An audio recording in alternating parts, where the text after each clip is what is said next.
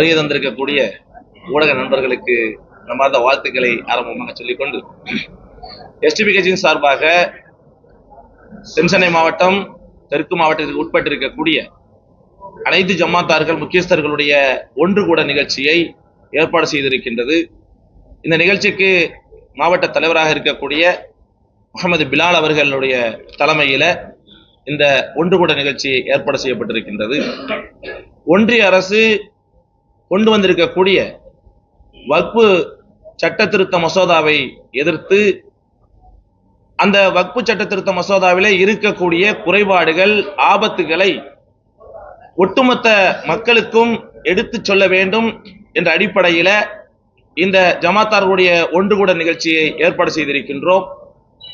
இந்த வக்ஃபு சட்ட திருத்த மசோதாவிற்கு எதிராக எஸ்டிபி கட்சி ஒரு தேசிய அளவிலே ஒரு பிரச்சார இயக்கத்தை நடத்தி கொண்டிருக்கின்றது. தமிழகத்தில் கடந்த ஜனவரி 15 இந்த வக்ஃபு சட்ட திருத்த மசோதாவிற்கு எதிராக மிகப்பெரிய மாநாடுகளையும் சட்ட விழிப்புணர்வு கருத்தரங்குகளையும் ஜமாத்தார்களுடைய ஒன்று கூட நிகழ்வுகளையும் அதே போல விழிப்புணர்வுக்கு அடிப்படையில் நோட்டீஸ்கள், போஸ்டர்கள், விழிப்புணர்வு நாடகங்கள் என்ற அடிப்படையில் இந்த வக்ஃபு சட்ட திருத்த மசோதாவில் இருக்கக்கூடிய ஆபத்துகளை ஒட்டுமொத்த மக்கள் மன்றத்தில் எடுத்து ஏம்பிக் கொண்டிருக்கின்றோம்.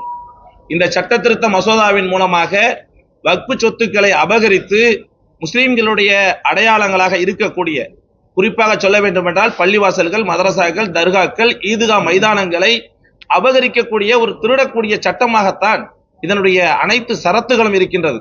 ஆகவே இந்த போராட்டங்களின் மூலமாக ஒன்றிய பாஜக அரசுக்கு எஸ்டிபி கட்சி வைக்கக்கூடிய ஒரு உன்னதமான கோரிக்கை, ஒட்டுமொத்த சமூகத்தின் சார்பாகவும் வைக்கக்கூடிய கோரிக்கை என்னவென்று பார்க்கும் பொழுது, உடனடியாக இந்த மசோதாவை அதனுடைய நிலையிலேயே விட்டுவிட வேண்டும். அதனுடைய ஒரு அளவு கூட, ஒரு அடி கூட அதை முன்னெடுத்து செல்லக்கூடாது என்பதை இந்த தருணத்திலே எஸ்டிபி கட்சியின் சார்பாக ஒரு கோரிக்கையாக வைக்கின்றோம்.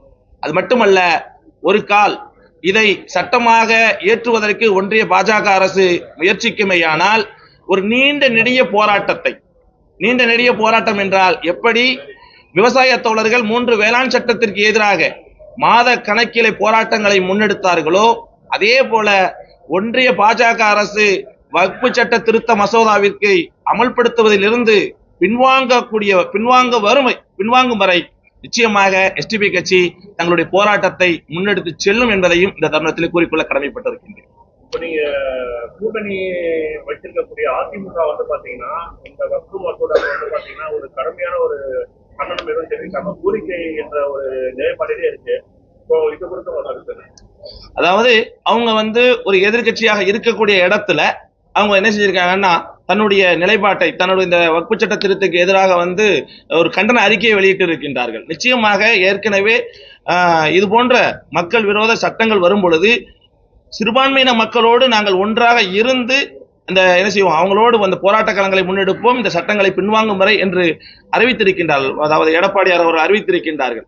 அந்த வரிசையில அவர்கள் நிச்சயமாக எங்களோடு இருந்து வக்ஃபு சட்ட திருத்தத்துக்கு மசோதாவிற்கு எதிராக களம் காணுவார்கள் என்று நாங்கள் நம்புகின்றோம். அதே போல நடிகர் விஜய் பாத்தீங்கன்னா சிறுபான்மையினரும் பாதுகாவலா இருக்கும். அதே மாதிரி பெரியாரின் கொள்கையோட தலைவராக இருந்திருக்காரு. ஆனா தற்போது வரை பாத்தீங்கன்னா அதிக விஷயங்களுக்கு குரல் கொடுக்கக்கூடிய விஜய் தற்போது இந்த வக்ஃபு சட்ட மசோதாவுக்கு எந்த ஒரு அறிக்கையோ ஒரு பணிகளை ஒரு பொதுவாக நம்ம சொல்ல விரும்புகிறோம். வெறும் அந்த கட்சிக்காரவங்க இந்த கட்சிக்காரவங்க என்று சொல்வதை விட, ஏன்னா இன்னைக்கு ஒரு சம்பவம் நடந்திருக்கின்றது. இன்னைக்கு கூட்டணி, திமுகவுடைய கூட்டணி கட்சியுடைய சார்பாக ஒரு பெரிய போராட்டத்தை எடுத்திருக்கிறாங்க. அதில் வச்சிருக்கக்கூடிய கோரிக்கைகளை பார்க்கும் பொழுது பட்ஜெட் சம்பந்தமாக கோரிக்கை வச்சிருக்கிறாங்க, மும்மொழி கொள்கை சம்பந்தமாக போராட்டத்தை அறிவிச்சிருக்கிறாங்க. அதே போல இந்தி எதிர்ப்பு என்பதெல்லாம் கல்விக் கொள்கை என்பதெல்லாம் கோரிக்கை வச்சிருக்காங்க. ஆனா இப்போ மிக சூடாக இருக்கக்கூடிய வக்ஃபு சட்ட திருத்த மசோதாவில தன்னுடைய பிரதிநிதியையும் ஜேபிசியில ஒரு பிரதிநிதியாக இருக்கக்கூடிய சமயத்துல இது சம்பந்தமாக ஒரு நிலைப்பாட்டை இந்த போராட்டத்தினுடைய ஒரு கோரிக்கையாக திராவிட முன்னேற்ற கழகம் வைக்கல. அப்ப என்ன தெரிய வருதுன்னா, எந்த கட்சி என்று சொல்வதை விட எப்படி வேளாண் சட்டங்களுக்கு எதிராக விவசாய தோழர் ஒன்று கூடினார்களோ, வக்ஃபு சட்டத்திற்கு எதிராகவும் முஸ்லீம்கள் முழுமையாக ஒன்று கூடி இந்த சட்டத்திற்கு எதிராக களம் காணணுங்கிறத எங்களுக்கு படிச்சு கொடுக்குறாங்க. நிச்சயமாக முஸ்லீம்கள் மட்டுமல்ல, யாரெல்லாம் மதச்சார்பற்ற சக்திகள், யாரெல்லாம் ஜனநாயக சக்திகள் எல்லாம் எங்களோடு ஒன்று கூடி இந்த சட்டத்திற்கு எதிராக களம் காணுகின்றார்கள். நிச்சயமாக எஸ்டிபி கட்சி அவரோடு சேர்ந்து களம் காணும். இப்போ பாத்தீங்கன்னா அந்த இந்தியன் முஸ்லீம் லீக் கூட முஸ்தபா அவர் வந்து பாத்தீங்கன்னா முன்னதாகவே போயிட்டு விஜயை சந்திச்சு ஆதரவு கொடுத்திருக்காரு. அவருடைய நிலைப்பாடை வந்து நீங்க எப்படி பாக்குறீங்க? இது குறித்து எஸ்டிபியோட நிலைப்பாடு என்ன? விஜயோட அரசியல் வருகை குறித்து எல்லாருமே கட்சிக்கு அரசியலுக்கு வரட்டும், நல்லவங்க அரசியலுக்கு வரணும், அரசியல் களம் புனிதப்படுத்தப்படணும், சுத்தப்படுத்தப்படணுங்கிற எங்களுக்கு வந்து மாற்று கருத்து இல்லை. அதை வந்து இன்னைக்கு இருக்கக்கூடிய தவறான அரசியல்ல ஒரு தவறான கொள்கையும் தவறான சிந்தனையும் இருக்கக்கூடியவங்க தான் இன்னைக்கு ஆட்சி அமைக்கிறாங்க, இல்லாட்டி அதாவது அதிகாரத்தில் இருக்கிறாங்க. அதிலிருந்து மாற்றப்படணும். அவங்க ஆட்சிக்கு வந்த பிறகுதான் அது சம்பந்தமா சொல்ல முடியும். ஏன்னா இவங்க அரசியலுக்கு வந்திருக்கிறாங்க, கொள்கைகள் நல்லாவே இருக்குது. அரசியலில் இருந்து களம் கண்டு அதற்கு பிறகு அவங்களுடைய செயல்பாடுகளை வச்சுதான் அவங்க முழுமையாக என்ன செய்யப்பட இடப்பட முடியும். வரவேற்கிறோம். சார், இப்போ உங்களுடைய போராட்டம் விவசாயிகள் போராட்டம் மாதிரி ஒரு நீண்ட போராட்டமா இருக்கும்னு சொல்றீங்க. இது வந்து டெல்லி நோக்கி இருக்குமா இல்ல அந்தந்த மாநிலங்கள்ல முன்னெடுப்பீங்களா? உங்களுடைய போராட்டம் எந்த நடவடிக்கையில எப்படி இருக்கும் சார்? நிச்சயமாக எஸ்டிபி கட்சி இதற்கு முன்னதாகவே, அதாவது ஆகஸ்ட் 8ஆம் தேதி 2024 இந்த சட்டத்தை, இந்த மசோதாவை கிரண் ரிஜிஜு அவர்கள் நாடாளுமன்றத்தில் தாக்கல் செய்யும் பொழுது டெல்லியிலேயே ஜந்தர் மந்திரிலேயே எஸ்டிபி கட்சி போராட்டத்தை முன்னெடுத்திருக்கின்றது. அதே போலதான் ஒரு கால் இந்த சட்டத்தை அமல்படுத்தும் பொழுது மானியங்களோடு நிறுத்தி விடாமல் நாடாளுமன்றத்தை முற்றுகையிடக்கூடிய போராட்டத்தை எஸ்டிபி கட்சி முன்னெடுக்கும் என்பதை இந்த தருணத்தை சொல்லிக்கொள்ள கடமைப்பட்டிருக்கிறது. உங்களுடைய கருத்து வந்து அந்த சட்டத்தை முழுமையா ரத்து செய்யணுமா இல்ல ஏதாவது மாற்றி அமைக்கணும்னு நீங்க நினைக்கிறீங்க? முழுமையாக ரத்து செய்யணும். ஏன்னா பாஜக கொண்டு வந்திருக்கக்கூடிய அத்தனை சட்டங்களும், அத்தனை சட்ட திருத்த மசோதாக்களும் சட்டங்களும் மக்கள் விரோத சட்டங்களாக இருந்திருக்கின்றது. அதற்கு முன்னாடி நிறைய உதாரணங்கள் இருக்கின்றது. அந்த அடிப்படையில தான் இந்த சட்ட திருத்தம் முற்றிலுமாக நிராகரிக்கப்படும். இப்ப இந்திய குடியுரிமை சட்டத்தினால வந்து முஸ்லிம்கள் நிறைய பேர் வெளியேற்றப்படுவாங்க. இது வரைக்கும் அந்த மாதிரி யாரும் வெளியேற்ற இருக்குது. அதாவது சிஏஏ சட்டத்தினுடைய வழிமுறை என்னன்னா, அதுக்கு என்பிஆர் அமல்படுத்தணும்.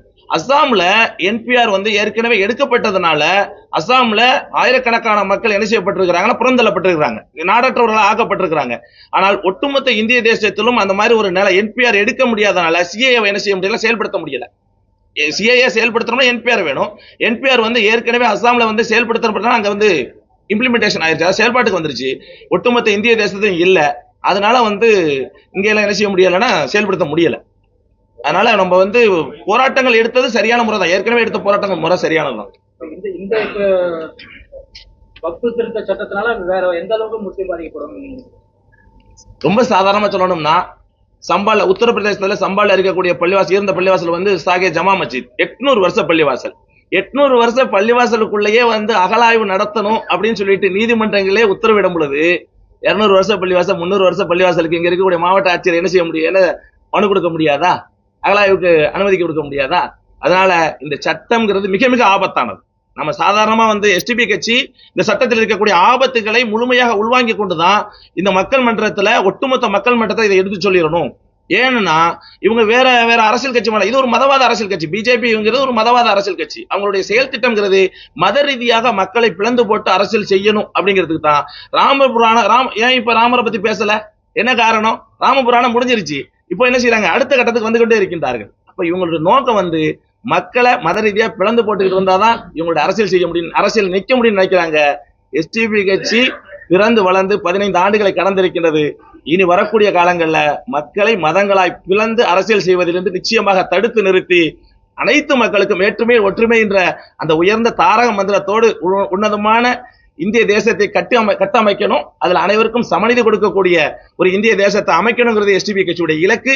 அதனை நோக்கி ஒட்டுமொத்த மக்களையும் ஒன்று திரட்டி கொண்டிருக்கின்றது. நிச்சயமாக வெற்றி பெறுவோம்.